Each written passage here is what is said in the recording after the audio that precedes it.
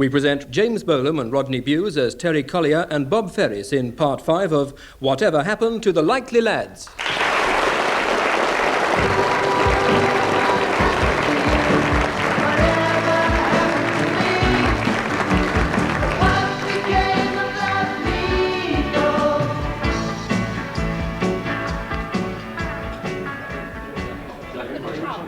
Oh, is that Margaret Bishop? It is? Oh, well, this is Terry Collier. Collier.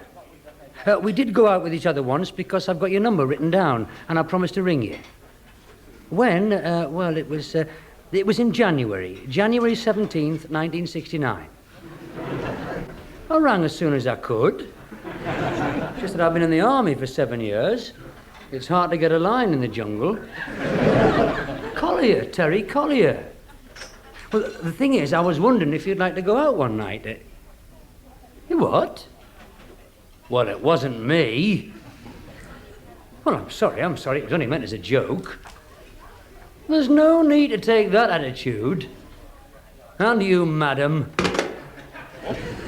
Gee, me.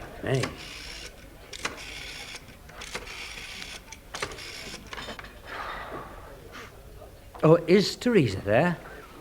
Oh, doesn't she? Well, I'm an old friend of hers. You don't know where I could get in touch with her? The Convent of the Sacred Heart? What is she, a nun or something?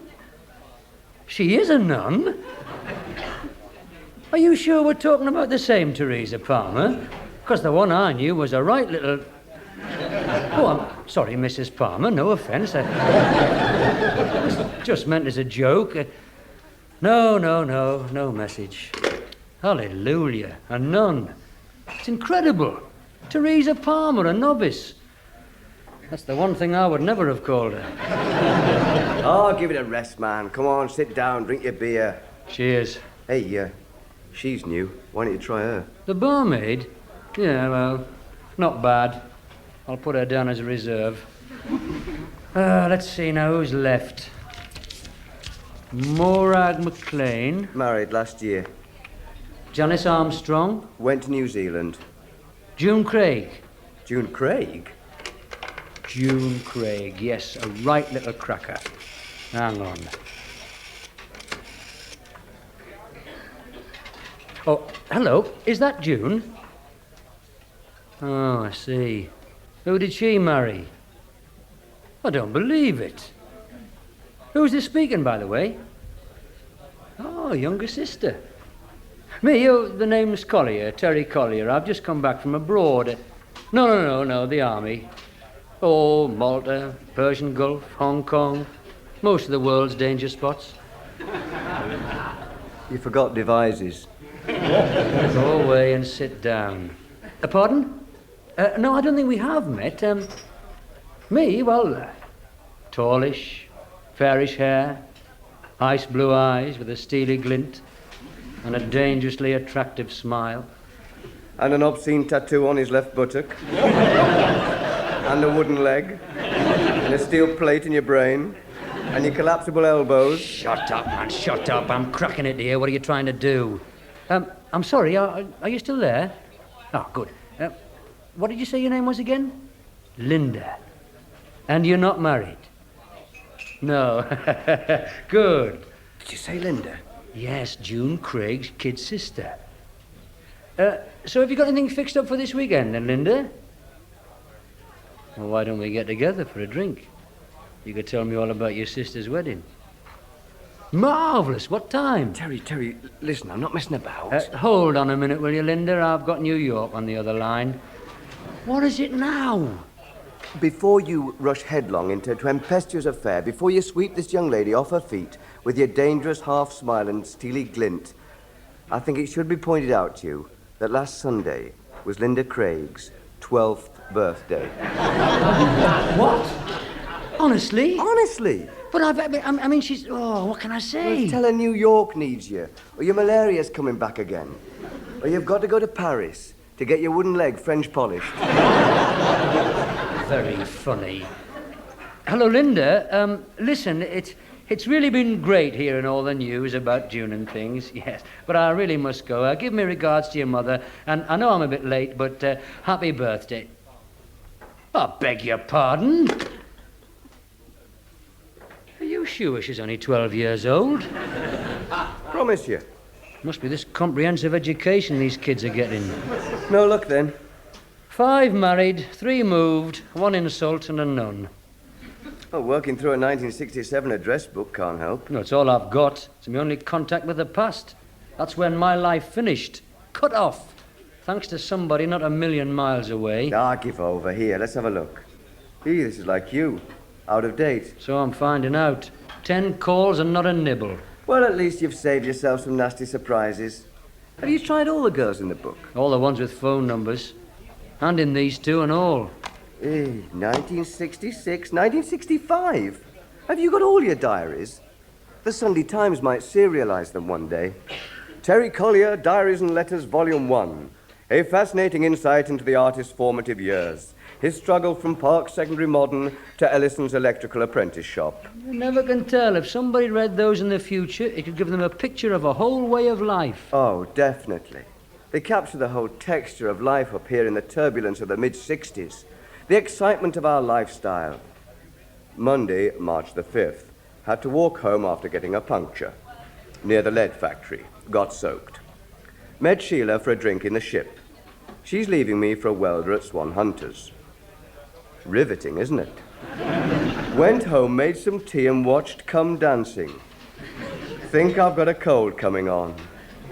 What times to have been alive in. What do you expect on a Monday in March? Mardi Gras?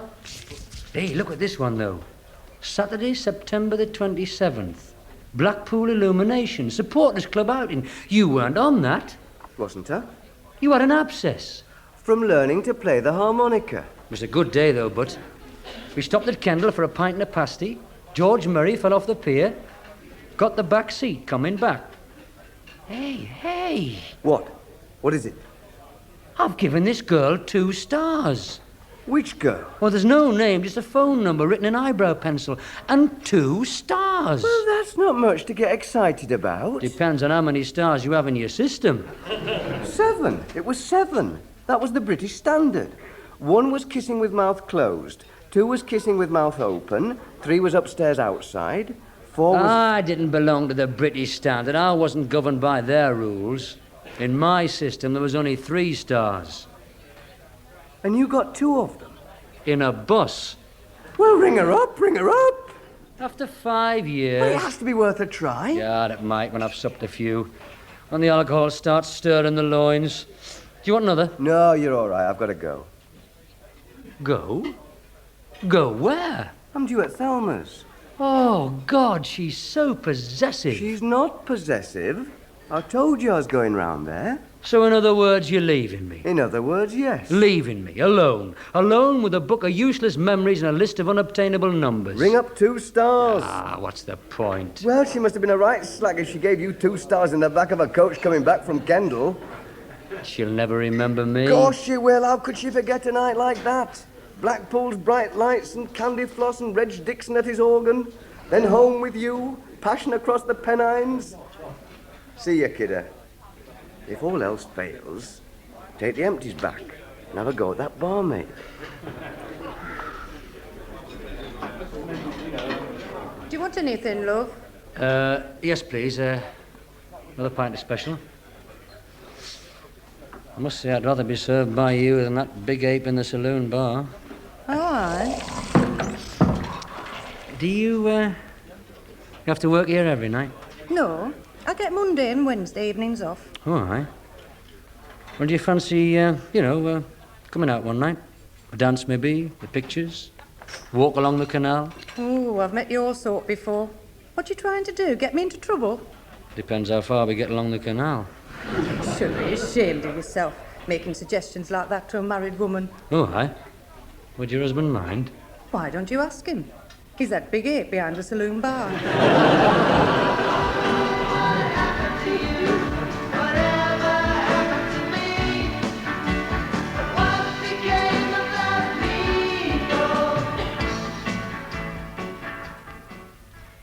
Hello, Pamela. Pam, it's Thelma here. I hope you don't mind me ringing you up late like this. How are you, love? Oh, Bob's fine. Yes, he's with me now. He sends his love to you. Listen, Pam, are you still going out with Morris? Oh, you're not? Did he? Did he? Oh, well, you're well out of it, pet.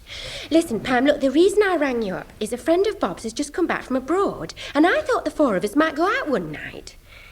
His name's Terry. Yes, Terry Collier. Oh, you remember him, do you? Oh, well, never mind. Just a thought. Yes, I'd love to pop in for a coffee. Yes, I'll ring you next week. Bye. All right, love, you tried your best. Just come and sit down. Oh, frankly, Bob, I'm not all that keen about fixing up one of my friends with Terry. I mean, it can be a bit coarse. Never mind, he'll just have to fend for himself. He'll be down to miss 2 stars by now anyway. Who's this? Just a number in eyebrow pencil. 2 stars? Oh, you know, we had a sort of adolescent sexual scale. Like 1 star was kissing with mouth closed, and 2 stars was with mouth open, and 3 stars was upstairs outside, and 4 stars was upstairs. Upstairs? Outside? What does that mean? On the bedroom windowsill? Don't be naive. 4 was with ladder and 5 was without, is that it? No, darling. 4 stars was Look, upstairs. I know what 4 stars was, and 5, 6, and 7. When we were 16, it was what you were always complaining about never getting. You all lied about it anyway, you boys. Subtract 3 from what you said you got and you get a true picture. Well, you can't with Terry. There was only 3 stars in his system. He didn't have the finesse that we had. Nor did the girls he went out with. Yes, this is 29578. I'm sorry. Some madman says, do I remember Blackpool Illuminations 1967? Give me that phone! I'll get you for this, Collier!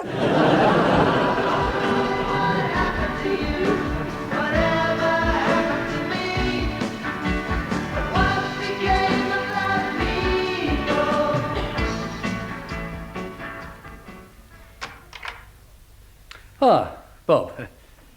Everything all right? No, everything is not all right. I'm surprised you got the nerve to come round here. I'm surprised you haven't got any sense of embarrassment after last night. Oh, come on, Bob, man. It was a joke, just a joke. I thought I'll ring them up and give them a laugh over the late-night cup of cocoa. Thelma said it was a joke, didn't she? Come in. Thelma's attitude was very strange. After you called, she went very pale. She developed a twitch in her left ear. I had to give her some of her mother's sal volatile. Was that wise on top of cocoa? She didn't think she was on that trip, but she's not certain. Her memories are blurred, what with the passing of time And the 8 gin and lime she had at the Winter Gardens. How did you know that? She was there, wasn't she? That was a number in your book. That proves it. Oh, my God. Oh, now don't take on like To that. think that you're the skeleton in my lovely bride-to-be's cupboard. I'm not that thin. Wiry I may be, but not a skeleton. You don't care, do you? No shame, no regrets. It doesn't concern you that you've driven a wedge between Thelma and me. Took more than a wedge to prise you two apart. Betrayed by the 2 people closest to me in all the world. Betrayed on the back seat of a bus from Blackpool. Not all the way from Blackpool. Only the last stretch from Kendal. 2 stars. How can I live with that? Oh, come on, Bob, man. You know how I exaggerate. It was probably only 1. On a 3-star scale? That's still a 33% success rate. Bob, it was years ago. We were just children. Children carried away by a day out, the drinks and the sing-song. Children can get very emotional after 14 pints and a chorus of Blade and Races. 33%. We weren't as bad as some of the others. At least we kept a sense of dignity and modesty. Eileen Ogg was in the luggage rack with the accordionist. And all the time I was sick in bed. You took advantage of my abscess. Didn't take advantage at all. You weren't going out with Thelma then. It was one of your off periods. You haven't always been going out with Thelma, you know. Just seems that way.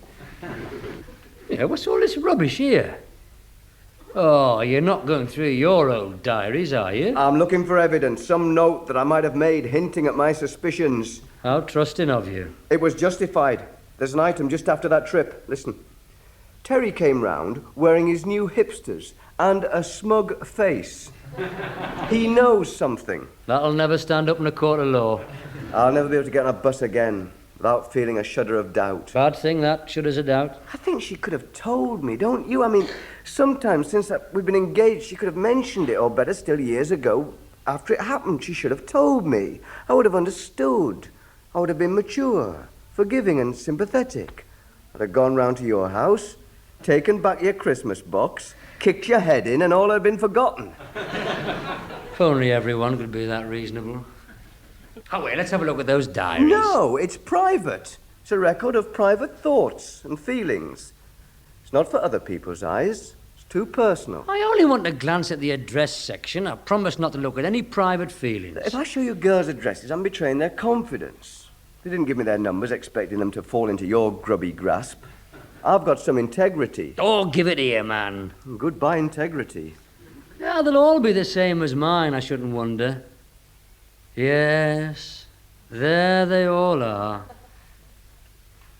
Hell's teeth. What is it? What is it? I mean, who is it? How many stars in your system? I told you, 7. You've given Wendy Thwaites 8. Let's have a look at that. Yes, 8. You must have got all the way, then went back to the start again. One more time, Ferris, the human dynamo. It didn't mean that. I know the reason now. Oh, you gave us a bonus point, did you? E for effort. Please. She was the first. That's why I put another star. Oh, I see. Like a commemoration medal. Now, don't joke about it. Just because it was a long time ago, it meant something. She meant something. Wendy Thwaites? You sure? Heavens, yes. It wasn't such a common occurrence in those days, you'd forget it. Well, I didn't mean that. I meant Wendy. I didn't think anybody. I did. Well, that staggers me. That really does. I mean, Wendy Thwaites? She had such a repressed upbringing. Her family were all devout Methodists. Her mother used to give out leaflets about the end of the world. And her father was a Sunderland supporter, so it was hardly a house of gaiety and merriment. Well, she's expressing a rebellion, I suppose, something like that. I thought her only expression was ballroom dancing. The only thing she ever wanted from a man was a gay Gordon. How did it happen? I picked her up from a competition one night. She was all radiant and elated with success. Success? She'd just become the 1966 Cooperative Society Regional Subdivision Paso Doble champion. My God. Tomorrow the world. Which promised a chance for the regional eliminators. Anyhow, she came on with me. My mother was away, and I don't think Wendy really knew where she was. I think half of mine was on the quarterfinals, and the other half in the Argentine home of the Paso Doble. And it was all very immature and fumbling. You know what those dresses are like, hand-sewn, 50 yards of pink tulle, with an encrusted satin bodice. Very fetching. I didn't know much about it myself, because I'd had a few in the Empress Ballroom Contiki Lounge. And things were a bit blurred, but it happened all right. When I woke up in the morning, my bed was full of sequins. Wendy Thwaites. Who would have thought it? You never said anything about it at the time. Of course I didn't, out of respect for her and the good name of ballroom dancing. She was very distraught. She was in a bad way for a few days. She wanted to give it up. But she'd only just started. I meant dancing, not... I was gonna say. Still, I'm surprised you didn't give us a little hint, keeping it to yourself like that. But they're not all like you know. Shouting out every sexual conquest at the rooftops. If you had the money, you'd take peak time ads on the telly. That is unkind. The reason for this depressing situation is my lack of sexual conquest. Wendy Thwaites, where are you now that I need you? She's still around.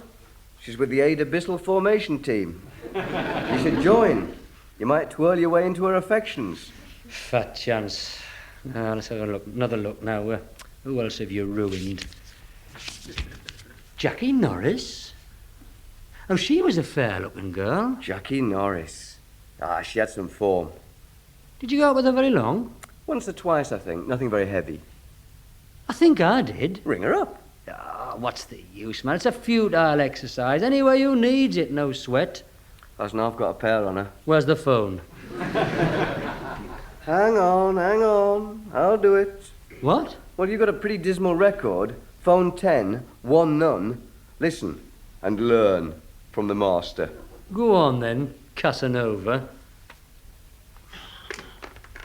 Your brother was Les Norris, wasn't he? The well-known cyclist and potholer. That's right, tall boy with a stoop. That would be the potholing. Or the cycling. Hello? Is that Jackie? Yes, I guessed it was. I'd know that sexy, husky voice anywhere. Oh, you probably don't remember me. My name's Collier. Terry Collier, yes. Yes, that's right. Of Bob and Terry fame. Oh, you do remember? Ha!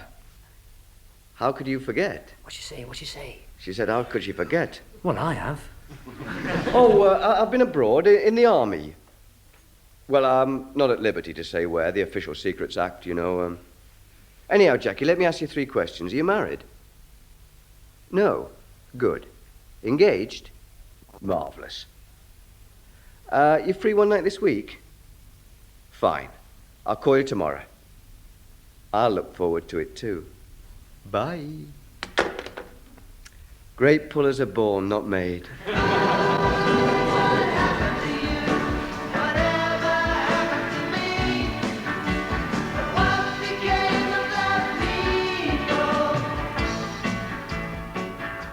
She's not coming, is she? Of course she's coming. Wild horses wouldn't keep her away. You sure you gave her the right address? She does know she's supposed to come to Thelma's house. Of course she does. Terry, calm down, for goodness sake. She may have been held up in the traffic. Or had an accident. Oh, give over. Hey, fancy her having her own car, though, but makes a change from the old days. And she'll be taking you home tonight. Hey, that's a thought. I might have to fight her off my own doorstep. Hope she doesn't expect too much. I'm not giving her 3 stars on our first date. Didn't her brother used to cycle down potholes or something? Yes, something like that. Terry, now straighten your tie and do something with your hair. Oh, yes. Is that all right? Do I need a comb? You'd better go and let her in, Thelma, before his knees give way. I still haven't got a clear memory of what she looks like. Well, I've got a fairly clear impression of her, but it stops at her throat. Look, just hold the fort, will you? I'll just have to nip out the back. Okay, but don't be all night. There you are, Jackie. The dynamic duo. Oh, where's... He's just, How could I ever forget? Terry, darling, it's been ages. What? You look marvellous. You haven't forgotten how to kiss. Oh, it really is great seeing you again after all these years. Yes, it must be. Oh, you too, Thelma. And congratulations on your engagement to Bob. Where is he, by the way? I think that there's been a little misunderstanding. Why did you join the army, Terry? Was it to forget me? Hello, Jackie. Bah, you filled out a bit. Hello, Bob. Congratulations. Congratulations. On our engagement. Eh? Don't interrupt, Bob, darling. It's quite an occasion, Jackie seeing Terry again. They've obviously got lots to talk about. Oh, yes, of course. Would you like us to... No. After dinner, I looked up all my old diaries and letters and things. I brought something to show you. It's a photograph of Terry and me. Ages old. Look. Isn't it hilarious? Yes. I mean, those clothes and the hair. Oh, I didn't realise my blouse was undone like that. Why didn't you tell me? Well, I didn't, Can Bob and I have a look? Yeah, sure. Very pastoral. Isn't it, Bob? Yes, they both look a bit windswept. What's that written on the back? Wooler, September the 27th, 1967. That was when it was taken. The 27th? Yes, of September. Yes, well, all ancient history now, all water under the bridge. It is. Still. We can always start the current flowing again, can't we? Don't mind them. Give me another nice squeeze. Anyone like a sherry? I was in Blackpool on the 27th of September. So was I, on an outing. That's right. I checked it up in my diary. Supporters Club annual outing. Terry pretended he was ill, didn't you, Pet? Cyprus or Spanish? Cream or dry? Pretended he had an abscess. I did have an abscess. That's right, I remember. We were all sorry you missed the trip. Well, whatever he missed at Blackpool, we made up for it at Wooler, didn't we? Oh, aye. Abscess made the art grow fonder, did it? How witty, Bob. Did he take his harmonica with him? He did. He didn't play much of it that day, though. Sounds very romantic. It was, wasn't it? Oh, there's vodka. A Cinzano. Martini? I think you should know, Jackie dear, that your memory's got a little confused over the years. Look, there's beer in the fridge. If no one wants sherry. Terry is not the person you are kissing, fondling and hanging round the neck of, nor is he the person in this photograph. That is Bob. Terry is standing over here next to me. Oh, really? Is Bob the one I went to Wooler with? Oh, funny. You know, I always got those two confused. Still, what's in a name? They were both very lovable, especially this one. Well, maybe, but the object of your nostalgic affections happens to be my fiancé. Well, he wasn't then, were you, Bob? But he is now. Oh, God, here we go again. Where's the telephone? Even though he is deceitful and unfaithful and sneaks off to the Cheviers with a notorious Jackie Norris. I beg your pardon? How's Leslie's potholing going, Jackie? Never mind about Leslie. Are you going to stand by and let me be insulted like this? How about a nice cup of cocoa? It wasn't what you'd call a passion of a lifetime. Still, I suppose he'd probably suit a wet assistant librarian like you. And just what exactly do you mean by that? Hello, Audrey, pet. It's your little brother here. Terry. I just thought I'd pop round tonight for a game of Scrabble.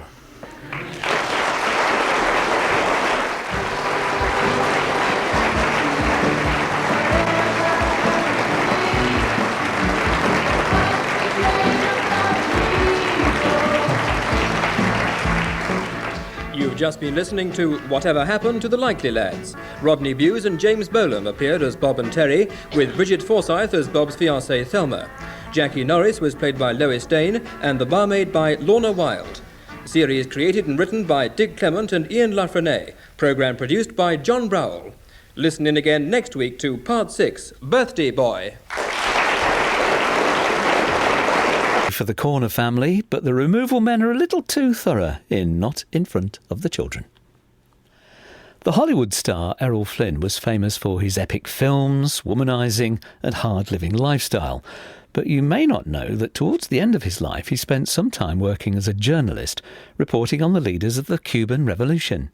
In his reading and in his writing, he was often concentrating on narratives, again, of life lived lustily. So he loved romantic poetry. He loved the romantic novel. Interestingly, Flynn wrote 2 novels. His own novels are about adventurers. So on the one hand, he's an intellectual, but he's sort of the Hemingway intellectual who wants to live life and write about a lived life rather than a reflected life or a life too intellectualized. But, I mean, Castro, of course, wasn't actually a fully-fledged communist dictator by the time of the revolution. At the time, I mean, the world was ruled by old men like, Eisenhower and de Gaulle and Macmillan, and Castro seemed a very quite a vigorous, sort of young revolutionary force in every sense of the word. Yeah, things happened very quickly in that period around the Cuban Revolution. In 1958, the U.S. actually seems to be supporting Castro through the moment of the revolution in January, which is when Flynn is there and meets Castro. Very quickly, any friendship between the U.S. and Cuba falls apart. At that point, when Flynn was there, Castro's policies were purely democratic. Cuban exile and author Carlos Ayer. His goal was to remove Batista and stabilize the nation politically. For a Hollywood actor who has played Robin Hood, could there be any more sort of perfect matchup than Fidel in the mountains fighting against